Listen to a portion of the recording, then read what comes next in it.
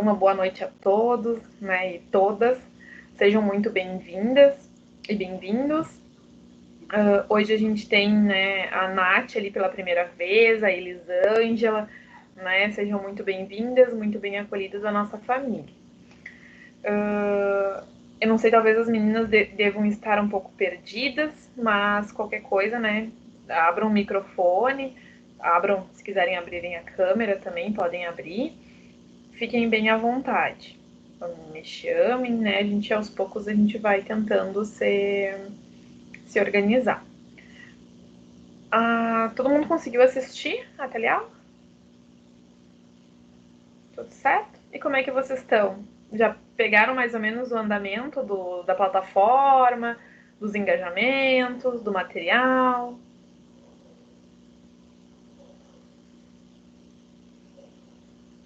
Tudo certo?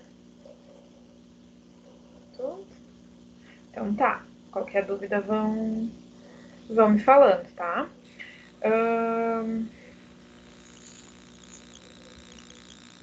Pessoal, o que nós vamos fazer?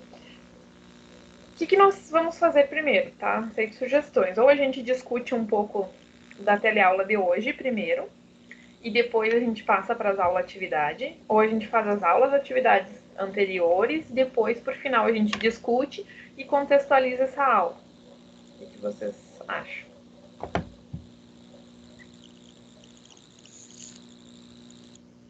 Thaís conseguiu aqui, ó.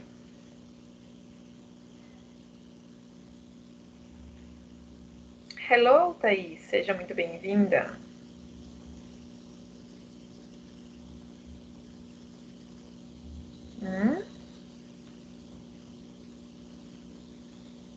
Vocês só estão de alma, de corpo presente, de alma não.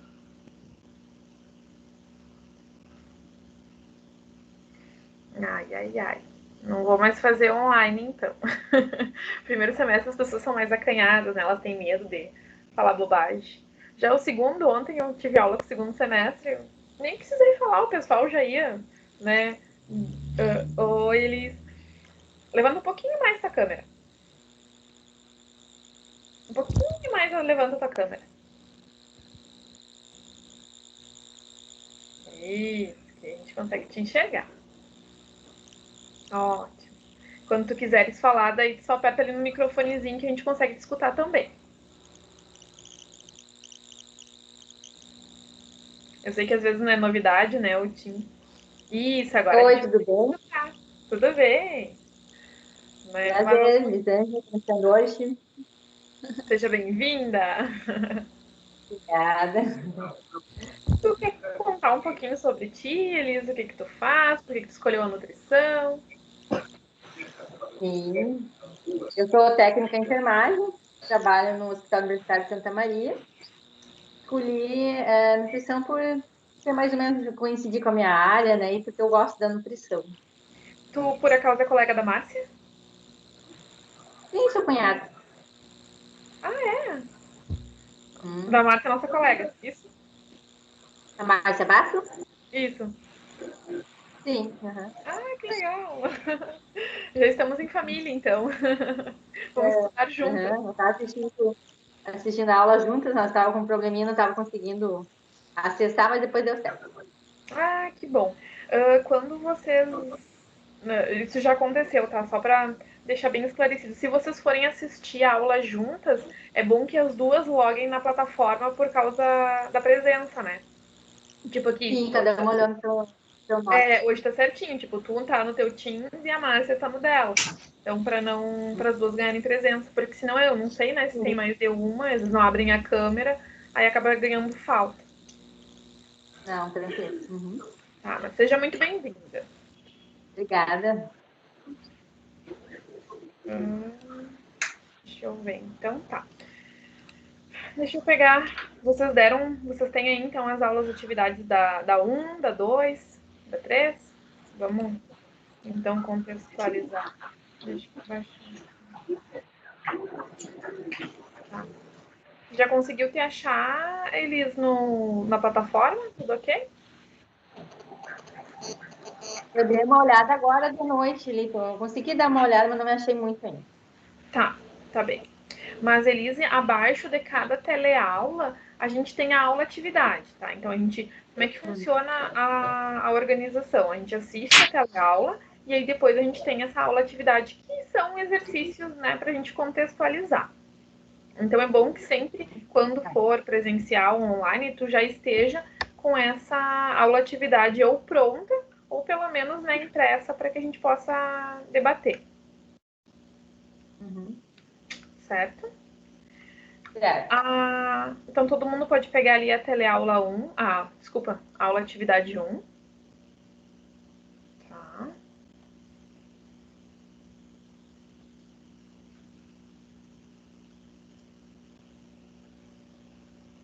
Então, que ele trata um pouco sobre a ética e a política. Não sei se todo mundo achou, todo mundo pegou. Achou, Tainá? Tá, carinha, achou? Tá. Carol, achou? Tá. Então, né, por meio da problematização de valores na atualidade e a sua relação com o cotidiano. Aqui. Então, neste momento, vamos promover uma reflexão sobre as conexões existentes entre a fome involuntária no mundo da ética e política. Para isso, propomos a leitura de um breve texto em anexo que aborda justamente a ética da fome. A autora americana, né, tá aí tem o nome da moça ali, identificou 33 milhões de norte-americanos sofrendo de insegurança alimentar. Pessoal, essa palavra insegurança alimentar, na nutrição a gente vai ver muito, tá? Então, é uma palavra que vocês têm que pesquisar, ver do que se trata, né? Ter domínio dessa palavra, porque em políticas públicas o nutricionista basicamente ele trabalha com essa questão, insegurança alimentar.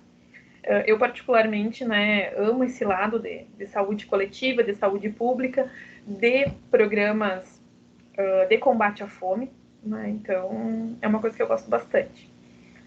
E a gente vê bastante. Tá? Embora o artigo tenha sido publicado em 2007, ele continua a estimular uma importante análise acerca dos sentidos políticos existentes na privação de alimentos. Então, né, reflita de forma involuntária sobre as questões que não... Reflita de forma involuntária sobre aqueles que não escolheram sentir fome. Produza um único comentário argumentativo que contemple ambos os questionamentos apresentados e procure refletir e desenvolver cada um deles, tá? E os questionamentos são: então, qual seria o papel do Estado diante da questão social da fome? E a sociedade, ela possui alguma incumbência sobre essa realidade? A gente tem algum dever, né? Alguma...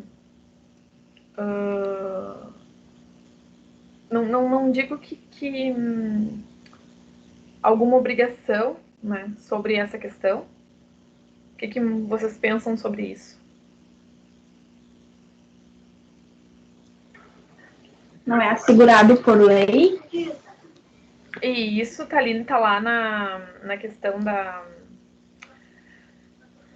Constituição, né? Constituição de 1988, né? Que nos assegura, mas entre estar escrito, né, e para a prática tem um longo caminho a ser percorrido.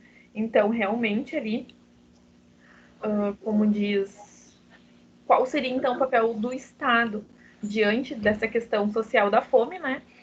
Vocês podem até pesquisar e colocar que é o fomento dessas políticas públicas relacionadas à questão de fome, da desigualdade, Hoje eu tô bem... Me faltam as palavras. Sabe quando a gente tá cansado e acaba faltando as palavras? Hoje é um dia assim.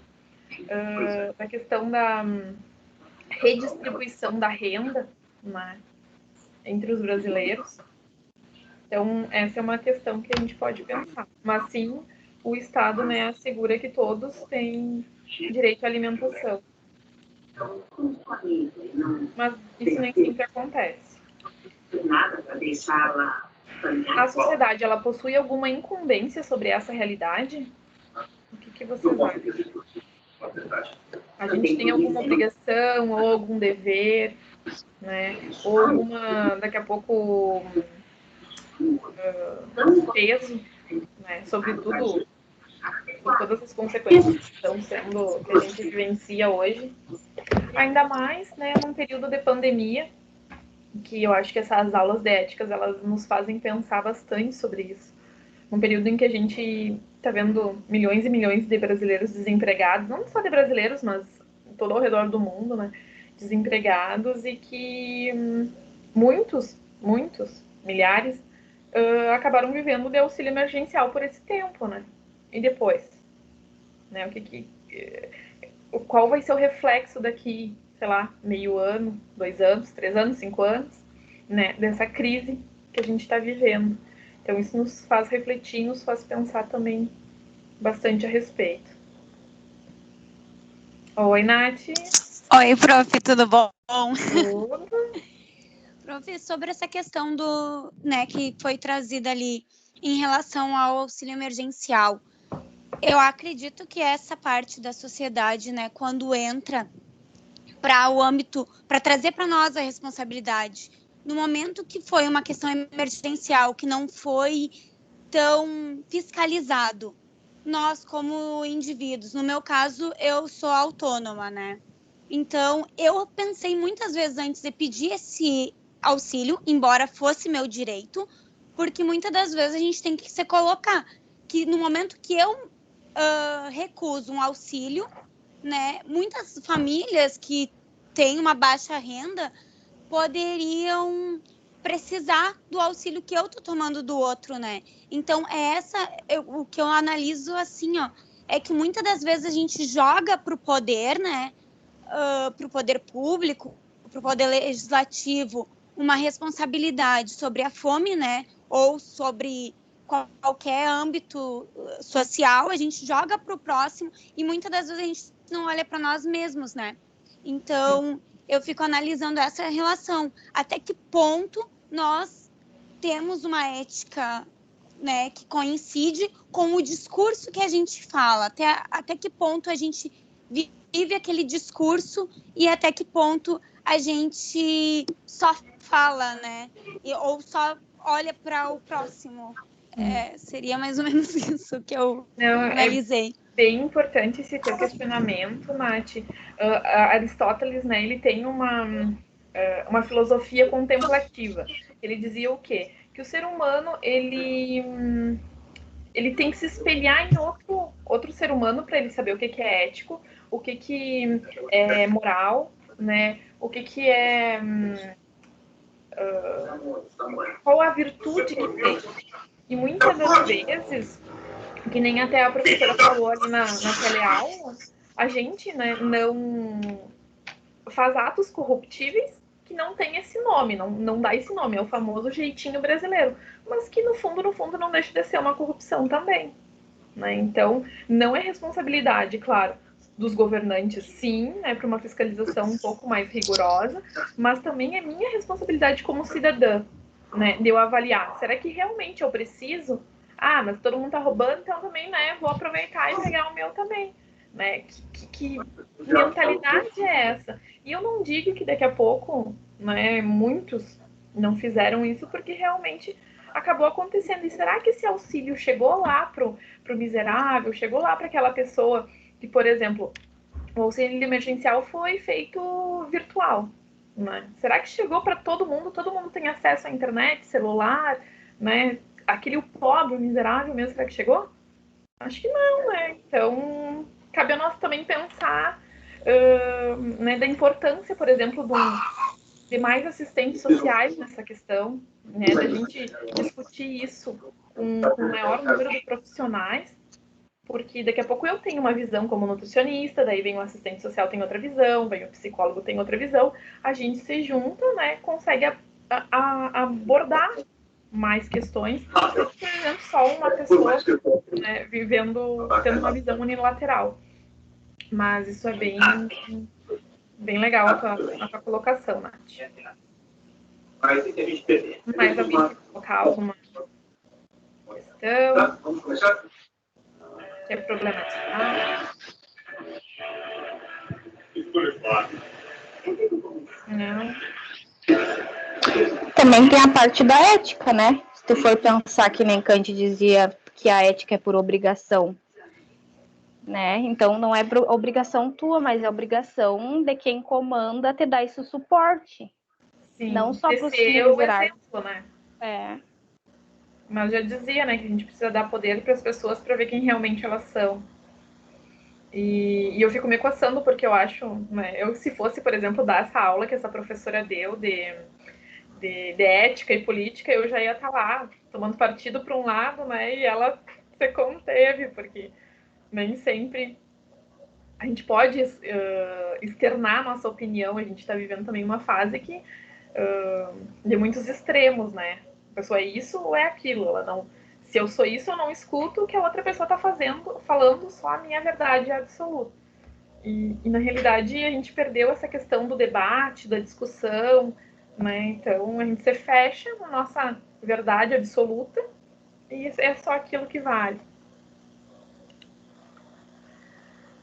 Então tá, querem contextualizar mais alguma questão dessa questão sobre a ética da fome? Não. Pessoas de material extra, tá? A respeito desse tema, eu acho que é bem importante a gente, como nutricionistas, então, né, ter maior conhecimento, estar a par. Eu vou deixar no Drive. Todo mundo tem o link de acesso ao Drive da nossa turma? Qualquer coisa eu mando ali de novo, tá? Eu vou compartilhar aqui com vocês, só para vocês saberem onde é que tá. Aí eu não tenho esse acesso. Tá, eu mando ali de novo no grupo, tá? Vocês estão enxergando? Sim. Uhum. Tá, então vocês vão clicar aqui, ó. Nutrição, né? O NOPAR tem primeiro semestre, segundo e terceiro semestre. Aqui tá o vídeo do aulão, caso vocês queiram dar uma revisada, ficou com alguma dúvida, olha aqui esse vídeo. Esse aqui, ó, livros nutrição, tem vários livros aqui dentro em arquivo condensado, tá? Em formato de zip. Dá uma olhada. Aqui dentro também tem o Krause, tá? Que é um dos livros que norteia a nutrição. É como se fosse a Bíblia da nutrição. Então, dá uma olhada para aprofundar conhecimentos, tá? Aqui vocês clicam no primeiro semestre, tem um artigo, tá, sobre a geografia da fome. Ele fala de um livro de Josué de Castro, tá? Josué de Castro, ele é considerado o primeiro pai dos pobres, né? Ele foi um médico pernambucano que lutou contra a fome no Brasil. Ele foi um sanitarista. Não sei se alguém sabe quem foi Josué de Castro. Não. Para isso também vou disponibilizar, tá? Porque ele, é muito importante que nós, enquanto nutricionistas, a gente saibamos quem é Josué de Castro. Eu vou disponibilizar para vocês deixa eu colocar aqui já ali no grupo. Um documentáriozinho sobre a vida dele. É um documentário de 50 minutos ali no YouTube, tá? Que ele fala resumidamente quem foi Josué e o que ele fez. Então, vocês olhem primeiro o documentário e aí depois vocês leem esse artigo sobre a geografia da fome. Esse livro dele é famosíssimo. Então, se, por exemplo, vocês querem saúde coletiva, saúde pública, tem que conhecer Josué de Castro e tem que conhecer essa obra, Geografia da Fome. Tá? Só para a gente, é como se fosse um complemento, para fechar bem essa unidade a respeito da ética da fome. Tá? Sobre a aula atividade 2. Deixa eu pegar.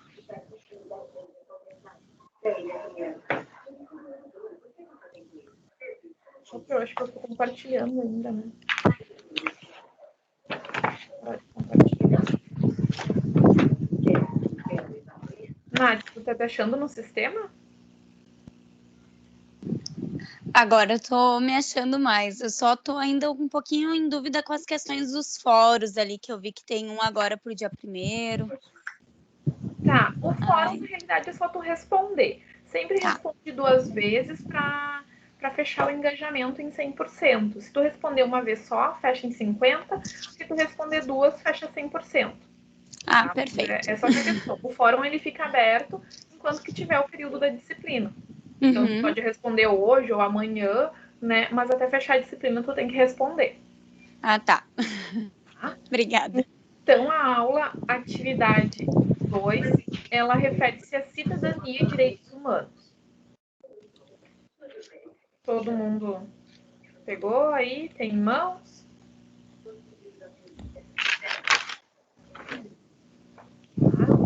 O objetivo, então, da atividade é promover o autoestudo das competências e conteúdos relacionados à unidade 2, né, por meio da reflexão sobre o exercício da cidadania com conhecimentos históricos científicos dos direitos humanos e da democracia.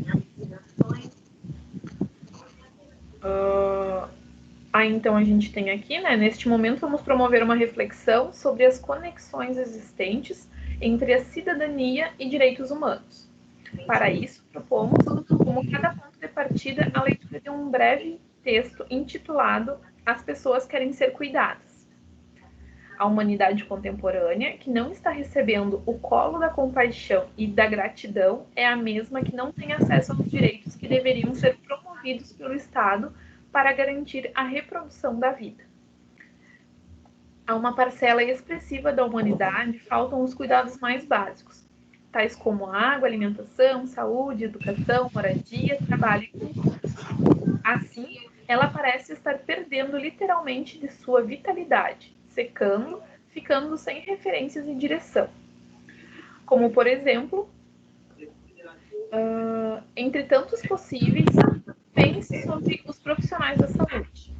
Podemos facilmente perceber que eles são um grupo específico da sociedade que exerce o cuidado com as demais pessoas perante suas necessidades e padecimentos, mas que nem sempre são cuidados, isto é, não contam com atenções eficientes que sejam capazes de garantir sua própria saúde física e mental.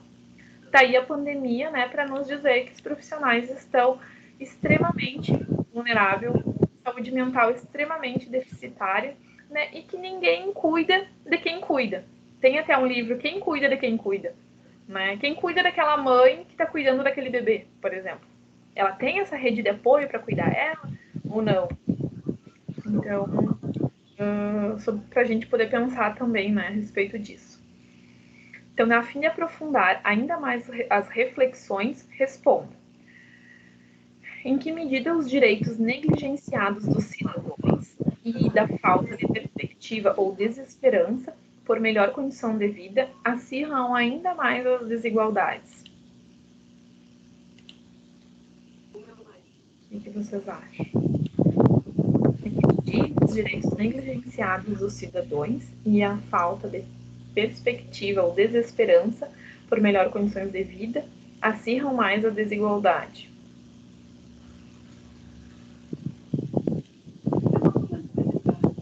Acho que a partir do momento, né, que, por exemplo, a gente tem aquela... Vamos pensar num contexto, por exemplo, de favela, tá? De pobreza.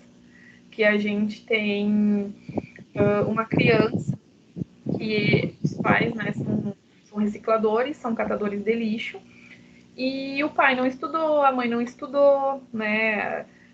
Não vem muito futuro. Aquela criança, tipo, vai para a escola para quê? Para comer a merenda, né? Muitas das vezes a escola serve para isso, né? Como fonte de alimentação, de refeição. Aquela criança, ela não vê, vai estudar para quê, né? A professora não gosta de mim, os coleguinhas não gostam de mim, né? Eu sou sempre o do fundão, o excluído. Quem aqui, né, nunca teve no seu ensino médio, no seu ensino fundamental, aquele aluno problema? Todo mundo, né? Então, que contexto será que esse aluno problema ele traz, né? Que visão de futuro ele tem? Então, isso nos faz pensar também que ponto essa desigualdade social, essa desigualdade cultural, essa desigualdade, muitas das vezes racial, né? Porque geralmente aquele aluno, o problema não é o branquinho, geralmente é o preto, é o excluído, né? Que contextos essa desigualdade traz para distanciar ainda mais as pessoas, né? Para distanciar ainda mais, por exemplo, aquela pessoa que não tem sonho nenhum, que para ela nem sei por que eu tô viva, né? Para vir comer a merenda da escola, por exemplo, daquela pessoa que não, ela tem um futuro, ela tem sonhos, ela quer prestar uma faculdade, sei lá, né? Quer entrar no mercado de trabalho. Então, que papel essa sociedade tem, né? E será que é excluir esse que não quer nada ou é tentar aproximar, tentar incluir ele, né, no contexto de todos? Tem um documentário que depois eu vou deixar para vocês, vão estar cheios de tarefa. Agora me lembrei de um documentário. Ali a questão 2, tá? Se apenas a conquista dos direitos fosse suficiente, porque os determinantes da Constituição Federal de 88, apelada de Constituição Cidadã, não chegam a ser cumpridos? Por que às vezes é tudo tão lindo, maravilhoso no papel, em que né, é dever e direito do cidadão ter alimentação, ter direito à moradia, ter direito, né, a uma qualidade de vida, lazer, e a realidade é totalmente diferente. A gente tem um abismo entre o que o papel diz e o que realmente é. O que precisa, né, já contextualizando com a aula atividade 1, né, a gente precisa de políticas públicas, a gente precisa de inclusão ainda mais, né, desses grupos mais vulneráveis. Como essa situação fere os Estados democráticos de direito? Então, da mesma forma, né, fere que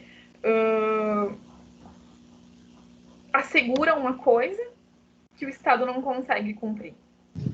Eu acredito também que o Estado, ele, né, tá na Constituição, tá? Mas o Estado não é mãe, nem não tem que ser mãe, não tem que ser pai de ninguém. A gente tem que correr atrás, a gente não pode, né, ficar esperando as coisas cair do céu, esperando auxílio, esperando, né, ajuda de terceiros, mas o Estado também não pode se calar, né? Muitas das vezes, como tem se calado, né? Em questão de moradia, em questão de saneamento básico, em questão da própria distribuição de renda, né? Não sei se vocês querem falar alguma coisa.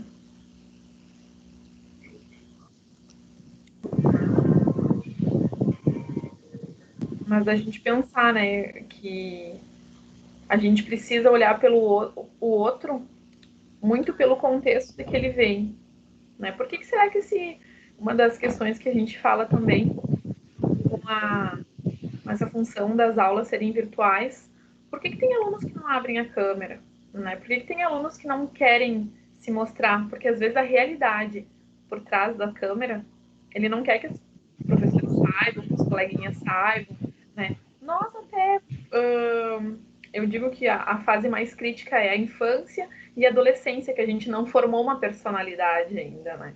Ou, por exemplo, nós adultos, se tiver bagunça lá atrás, né, não vai mudar. Né? Se, por exemplo, eu não tiver uma parede de madeira, ou eu tiver num cômodo com várias pessoas, para mim não vai, talvez faça, né? Me constranja um pouco e por isso eu queira deixar a câmera desligada. Mas para o adulto, para a criança e para o adolescente, isso é extremamente constrangedor.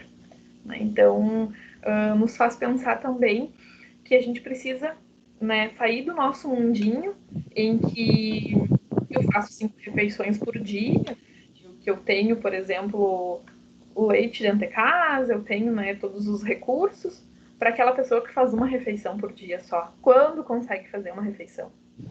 Então, a gente cuidar, ter um olhar mais ampliado, um olhar mais acolhedor, né, um olhar menos julgador, porque a gente não sabe, né, o que aquela criaturinha está passando, o que ela está sentindo. Então, para a gente refletir também sobre isso, sobre ser cidadão. Ser cidadão não é ser só direitos e deveres. Ser cidadão também é ter esse olhar ampliado. Tá. Alguém tem alguma dúvida sobre a aula atividade 2? Ética é um troço que nos faz pensar. Eu digo que ainda mais no primeiro semestre. Nos faz pensar por que estou aqui, de onde vim, para onde vou.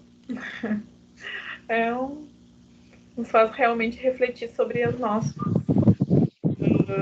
desejos mais intrínsecos. A aula atividade 3. Alguém quer comentar alguma coisa? Será que deu alguma lida?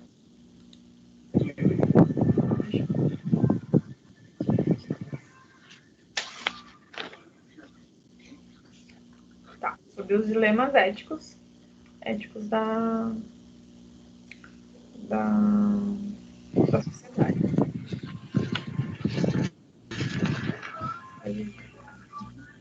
Quer que eu leia a resposta? Quais os formas de participação da política também? Pode ler. Uhum.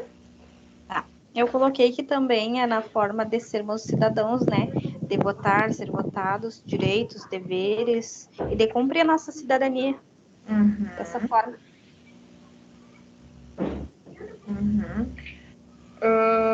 E por que o autor relaciona o analfabetismo político à corrupção?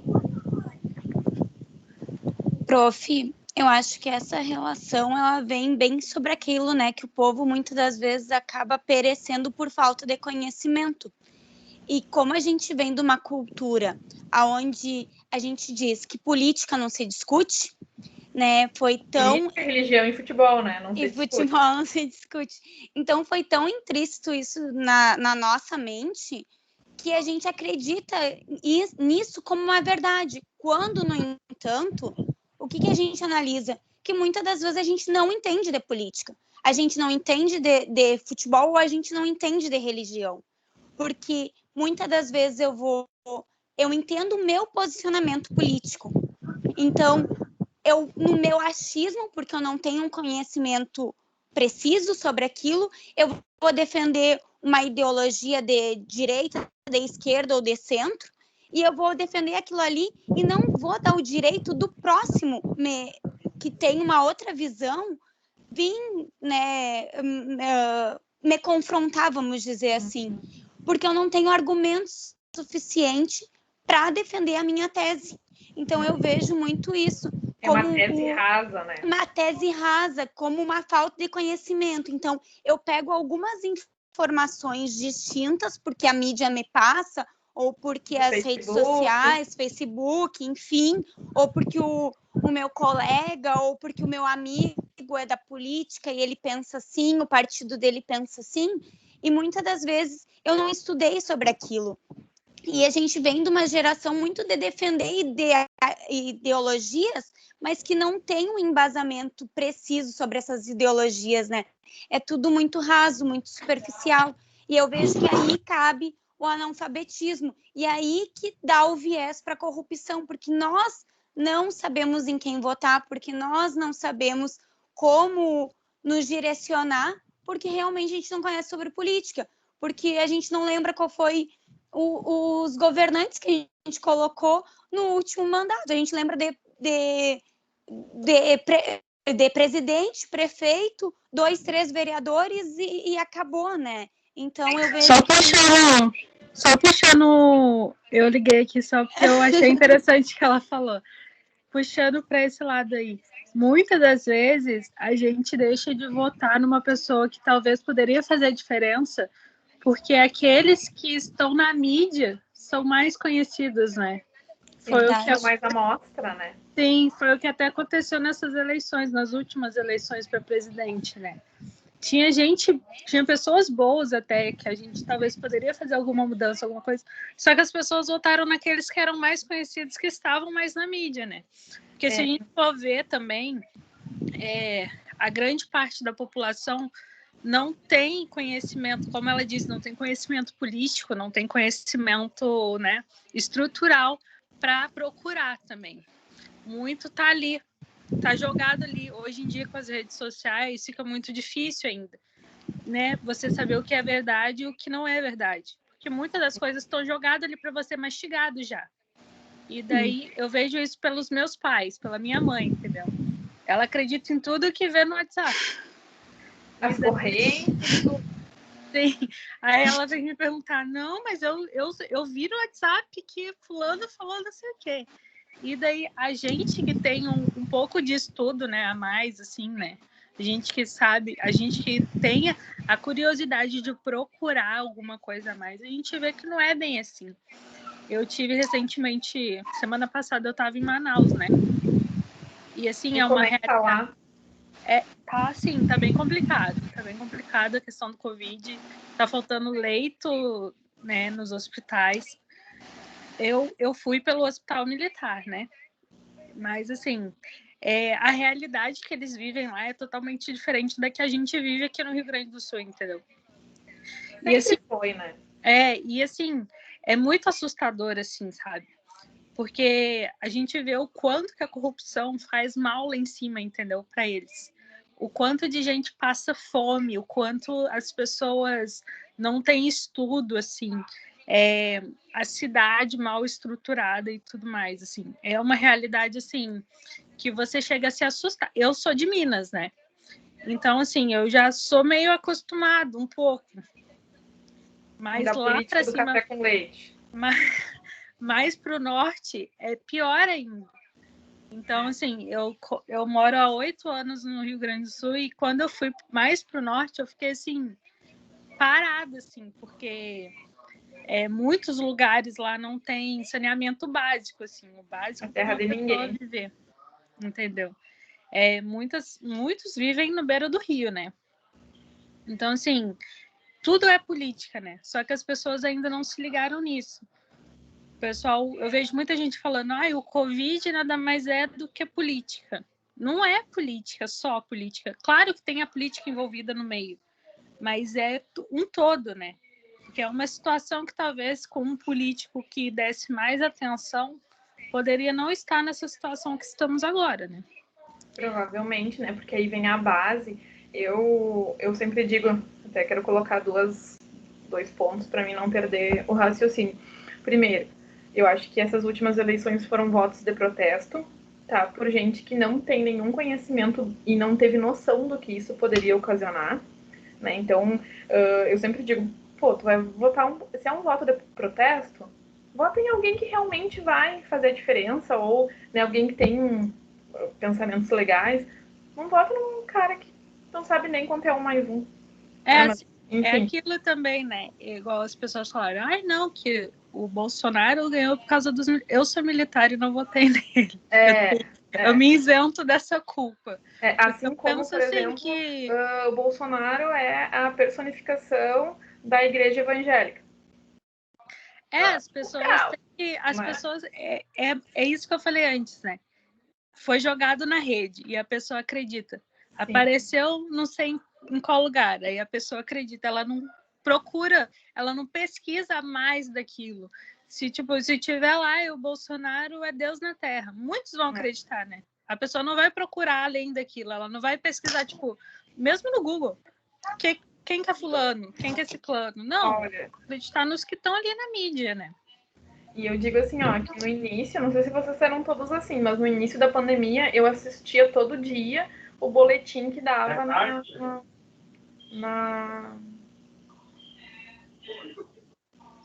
Ai, me fugiu o nome do canal ali, do canal fechado que dava o boletim todo dia lá do Maneta falando como é que tava a situação.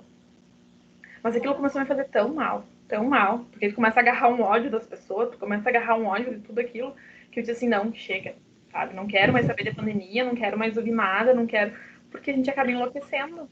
E aí, o que eu penso? Não sei se vocês assistem, mas... esses dias eu falei para umas amigas minhas, gente, Big Brother é pão e circo. Sabe lá quando faziam pão e circo com o Coliseu, lá com os gregos, para entreter o pessoal enquanto que a miséria estava do lado? É isso aí, sabe? Quem gosta de assistir, desculpa, mas para mim não tem outra opinião. Big Brother é pão e circo, é para mascarar, para tirar a atenção, o foco. Falam, né? Eu já vi várias pessoas colocando na rede social assim, eu preciso de uma coisa para me alienar, vou assistir Big Brother. Então, assim, Vai estudar história, vai estudar epidemiologia, vai estudar qualquer outra coisa, gente. Vai entender por que a vacina funciona, sabe? Não me assiste Big Brother. Mas enfim, só um parênteses. Eu vou deixar um monte de material para vocês, porque quem assiste Big Brother, pare de assistir e olha o material. Mas só um parênteses. Alguma coisa a mais pra gente contextualizar, menina? Tainá, tu olha Big Brother? Não, é que eu ia falar aquela hora que o Bolsonaro renasceu da sua facada. E foi na minha cidade. Ele se reelegeu. Ai, gente. Impressionante. Não me desce. Não posso. Ganhei um ranço. A gente fala que até ele é nada mais, nada menos que uma criança mimada, assim como era o Trump, né? Ele não aceita que falem ao contrário do que ele pensa. E protege só o covilzinho dele, né? Só os filhos, 01, 02, 03, só. Mas, gente, isso é muito reflexo do que a gente vive mesmo, sabe? Porque eu fico analisando, porque muitas das vezes a gente involuntariamente faz isso também de defender muito o que a gente acredita, sabe? Eu não tô defendendo nenhum lado de partido, mas eu gosto de escutar e olhar para dentro de nós, para ver onde é que a gente tá, sabe? Ainda mais que é a matéria de ética mesmo, Hoje, né? hoje Onde que a gente defende aquilo que os nossos ideais, porque muitas das vezes a gente é que nem criança mimada mesmo, de tipo, me contrariou, eu nem vou conversar contigo. E é aí aonde tá pecando, aí onde entra a corrupção, ao meu ponto de vista, né, gurias? É que as pessoas hoje em dia não... É aquilo, é a minha verdade e só a verdade, né? Várias vezes tu vai discutir alguma coisa, seja política, religião ou até mesmo futebol, e a pessoa não aceita o que tu diz. Ela quer aceitar a minha verdade. Eu penso Só a assim, minha verdade absoluta, sim, né? Exato. É a parte do extremismo, a militância extremista, né? Que é o que dizem muito hoje nas redes sociais, né? Sim. Porque é aquilo. Eu sou evangélica, então você que é católica, você que é da Umbanda, do Espiritismo ou de qualquer outra religião, tu não vai para o céu, eu vou. Você Exato. não. Você pode até fazer coisas melhores do que... não melhores, isso digo, mas assim, pode até fazer mais coisas do que eu faço, talvez, na minha igreja. Ser um cidadão mais ético, né? Mais moral. Sim, mas você não vai porque eu decidi, eu aprendi na minha igreja que você não vai para o céu, eu vou, entendeu? E a mesma coisa política, eu sou de esquerda e você é de direita, então não serve para conversar comigo. Exato. Mesma coisa de futebol, né? O extremismo, nada ao extremo é bom, né? Tudo tem que ter um equilíbrio. E na realidade o ser humano ele é muito corruptível, né? Ele acaba cedendo. Então, eu digo assim, eu não levanto bandeira nenhuma. Tu tem que ir a fundo conhecer quem que realmente é. Por exemplo, eu não sou de esquerda, nem de direita, nem de centrão, nem PT, nem nada. Sabe? Mas tu tem que conhecer a pessoa, porque dentro do PT, dentro do PSDB, dentro, sei lá, de qualquer outro partido, tem pessoas boas? Tem. Tem pessoas ruins? Tem. Tem pessoas péssimas? Tem. Então a corrupção, ela não começou com a Lava Jato. A Lava Jato foi, né, o grande escândalo. Sim. Mas a corrupção vem desde lá da colonização.